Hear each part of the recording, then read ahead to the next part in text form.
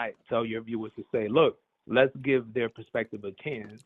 Let's be open to what they're trying to say, because a lot of Christian ideologists, such as myself, I'm a Christian man myself, I believe in what they say. However, I'll tell you this, the rhetoric that they spew, it's not rhetoric towards killing or going out there and throwing sticks and stones. What about where they call people F-bomb twinks? Is that part of the rhetoric? Well, it's going to get personal. It's like when you go with your friends and you talk shit about each other. Yeah, no. So fuck these people. Why the fuck would I respect them? Well, you just made the point that, just because they call somebody a F-word twink. Look, if there's a debate, you're going to get personal attacks. That's fine. You think that that's appropriate in the middle of a debate? No. To call your interlocutor an F-bomb twink? To shut your little F-bomb twink mouth? Is that really an argument? Depends on the rhetoric between each other. Like I mean, I just want to point out, right? Because like we want to treat these people as if that they're equals, right? But then they are sitting there casting disparaging remarks towards me as if that I am not equal to them. I would say this: instead of going in the mud and trying to. Well, I'm going to double down. Well, hold on. The Wilsons are pieces of trash, and your statements have not convinced me whatsoever that I should lay off. Well, I'm not trying to convince the rhetoric with them. I think they're terrible human beings. I'm not convincing you of anything. The only point I'm making is, why don't you try giving it a chance to understand? I did. I listened to it. What do you think I read the Bible for? Why do you think I did that? No, I was sitting there giving it a legitimate chance. Well, I understand you getting a chance to read the Bible and understanding their point of view, but it's not necessarily just reading the Bible. It's necessarily understanding your Hell, I read Rachel Wilson's book. You know, the fucking nightmare screed of her like extrapolating thousands of years of human history and pairing up literally 800-900 year time spans and then attributing one being exactly like the other and then saying and then mentioning Mary Wollstonecraft, who's a deist and a Christian for that matter, and then saying that feminism is somehow of the occult. That book. Well, that sounds very interesting, actually. Yeah, it's fucking idiotic. It's fucking brain rot, moron, idiot arguments. It couldn't be further removed from reality, but nobody fucking checks them on it. There's just a bunch of fucking zombies standing there, fucking literally getting shit thrown down their throat, and they're like, "This is a delicious steak. Thank you, Wilson." By the way, Rachel, you are not a person. Maybe sensible people understand what their rhetoric is, and they no. It's not sensible people. These aren't sensible people. If this is what sensible people is, I don't want to be sensible. If being sensible means you want to subjugate more than half the fucking population, I got news for you, bro. I'm going to be the least sensible person on planet Earth, and I'm going to call out for what's wrong in this world. And what they're arguing is some of the worst fucking positions that's ultimately going to fuck over more than half the fucking population, and I think it's going to make fucking society worse. Let me tell you this. During the Islamic Revolution, the Islamic Golden Age, the Muslims did very well for themselves economically. They lived a very high quality of living standard. It turns out that the research behind why they had done so well economically was because Christian societies as well as Jewish societies did not allow women to work. Whereas back then in Islam, they did allow women to work. Both women and men worked. As a result, they were economically prosperous and lived a higher quality of living standard. Nowadays, it's a bit backwards in the sense that you have Islam arguing a more extreme form where they say that women should not be working and that they should be staying at home. Well, guess what? You just halved your workforce. By halving your workforce, you empirically reduce quality of living standards. There's just less overall economic output.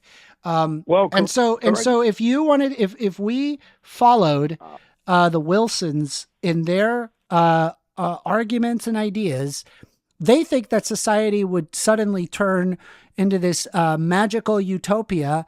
But the reality is that they would actually be having the overall economic output in the United States, and therefore reducing people's quality of living standards by a substantial margin. I would venture to say they would get us closer to what it would be like to live in the 1800s as opposed to 2025. So no, I don't want to argue in their favor. And historically speaking, their position is completely devoid of reality.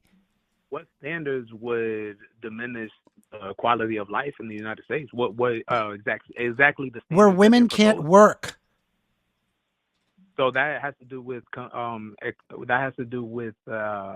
I'm losing my train of thought here. What women not being in the workforce has to contribute to the degradation of society? I guess the economic women not being in the workforce would mean that we would basically be half as productive as if that women were working.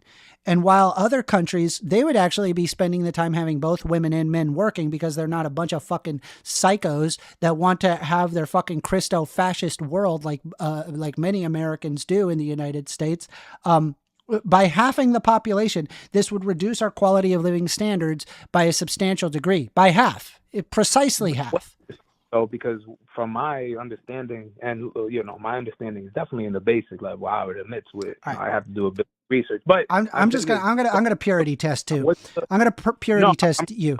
Do you believe that women? Hold on. Do you believe that women should be able to work if they choose that they want to work? Should they be able to work? First, before I answer that question, you got to answer mine because I've answered multiple of your questions. Now it's your turn. I've answered multiple of your questions, and I'm not going to let you steer the conversation. So I'm asking you, do you believe that women should be able to work? I'm curious to know what percentage of women are actually in jobs. One more time. Do you believe that women should be able to work? I'll answer that question, but my question is... you got to answer this question. I'm not moving until you answer this question. Do you believe that women should be able to work? Yes or no? The context that my understanding... Do you believe that women should be able to work? Yes or no? Economy of the country. Again, my question is that women should be able to work. Yes or no? Come on, I thought we were having a sensible conversation. I'm asking a yes or no. It's a yes or no question. Just answer the question. I'll answer the question. Answer the fucking question. I'll answer it after you answer mine. It's very fair. No, I'm not answering another question. I've answered multiple questions. Now you have to answer one of mine. Should women be able to work? You spaz out for a couple minutes at a time, so I can't even get Should women be able to work? I need to understand the population that actually... I'm just asking you, Jose. Jose, what does Jose think? Should women be able to work? All right. I'll be humble. I'll concede. I'll be humble. Apologies, Mr. First Amender. I'll say Dr. First Amender. So I don't believe women should work. All right, yeah, fuck that. Yeah. Your subjugation of half the fucking population. Yeah. Another person that wants to reduce half the quality of half of the population. It's fucking wild, dude. This is your brain on the Wilsons, y'all. Dr. Amender, I just have a question. I answered yours, fully, just a simple yes or no. And you're right, with simple yes or no. But my question is, what population of women are in jobs that actually contribute to the movement of our society, such as like construction, such as the sciences, 100%, such as infrastructure? 100%. Wait, we have 100% the workforce. Yeah, all jobs are valuable. Yeah, they all provide something. No. What's the population of women in those important industries like construction, infrastructure? 100%. That sounds that there's 100% of women. 100% of women are in valuable work. But if it was just useless work, why the fuck would the business be hiring them? If it's just worthless, like, oh, here, take this paper and put it over here, and then just keep doing that. Like, what the fuck do you think? Like, look what you're doing. You're literally fucking degrading the existence of women just because they can't physically lift as much as you. Which, by the way, there are women that do lift more than you. And also, none of that fucking matters because we're not fucking cavemen walking around with a fucking, like, needing like a big giant fucking, we have tools, we have stuff So, that enable Dr. you to do heavy lifting. But hell, you So, don't even Dr. need Amender, heavy lifting. I There are product believe like we're literally talking. I, There's somebody right here who's saying that they're a product developer. They work on improving meat yielding for meat yields, for example. This is one worker that is a woman. Is her job so, completely fucking worthless? Bigot. Doctor, let me ask you this. Let me ask you this. How is it subjugating from my world point of view? Because of course, I don't believe women should work in the workforce. Because I'll tell you why. I believe the family unit is much more important. So Where, they could as choose in to the do that if they oh wait, want. Listen, if they want to hold do the on family a unit, second. then choose to do that. There's nothing wrong with that. In Doctor, fact, I would argue wait, in favor of making it so it's economically viable yeah, for a woman to be able to stay at home should they choose to do so. But I also well, believe that if a woman chooses that they want to Doctor, work, then that's what they can Doctor, do. But you're not making that Doctor, argument. You're saying women Doctor, not should even letting be me my stay-at-home argument. mothers. And I think it's fucking bigoted as shit. And it's fucking it's Doctor, offering some level of fucking determinism towards women where they can no Doctor, longer be control of their own life. Doctor, And now it's up to fucking bigots like you to vote in motherfuckers that want to take away rights from more than half the population. well, Fuck that these sounds like people. an assumption, Doctor. Dr. Amanda, that sounds like an assumption because I mean, frankly, you don't know You, me and I dude, don't know it wasn't an assumption. You said it yourself. I no asked about you voting. very I'm talking about simply, hey, should women be able to work? You said no. voting. So yeah, you're a Doctor, fucking bigot, a fucking piece of garbage. about voting. And you know, honestly, About voting. you're a fabulous fucking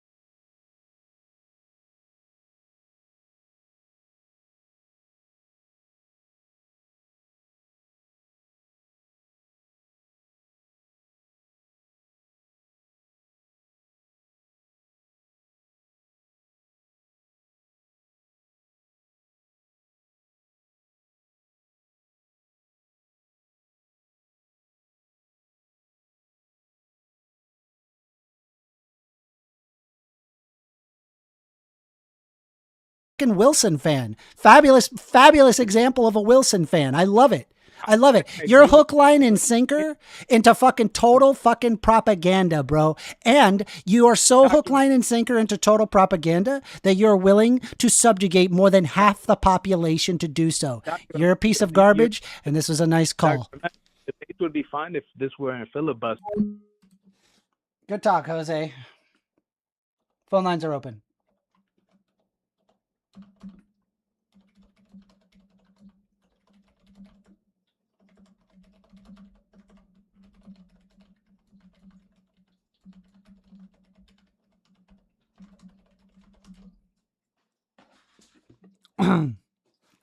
Let's see here.